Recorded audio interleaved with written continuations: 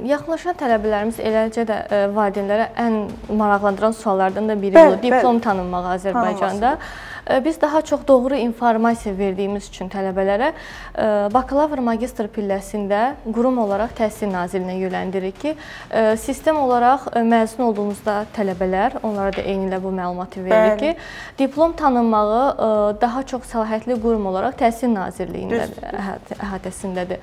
Eyni zamanda doktorantura pilləsində isə buna yönəlik olaraq Ali Attestasiya Komissiyasıdır. Yəni doğru informasiya verərək, yəni biz sırf tanınmaq deyirik ki, tanınacaq, bəli, xeyr, elə bir şey olmur. Proses olaraq əvvəldən sona qədər və məzun olduqdan sonra tələbələr necə olacaq? Təhsil Nazirliyindən asılıdır. Bəli. Yəni xaricdə təhsil şirkəti olaraq bu bizim səlahiyyətimiz olmadığı üçün, yanlış da məlumat vermədiyimiz üçün daha çox, yeni qeyd etdiyim kimi, bakalavr, magistr pilləsini Təhsil Nazirliyinə yönəldirik ki, daha dəqiq, ətraflı məlumat onlardan əldə etsinlər. Birinci təhsil olaraq bakalavr təhsil dərəcəsi təhsil alan tələbələrimiz daha çoxdur və hal-hazırda abituriyentlər daha çox müraciət edilir valideynlərlə bərabər. Eyni zamanda hal-hazırda aktual olan magistr və doktorantura pilləsidir tələbələrimiz də təhsil almağı düşünürlər onlarda.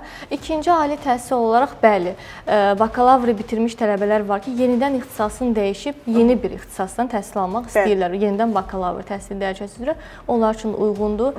Qeyd etdiyim ki, müxtəlif ölkələrdə, hansı ki, saydığım ölkələrdə təhsil ala bilərlər bu təhsil dərəcələri üzrə.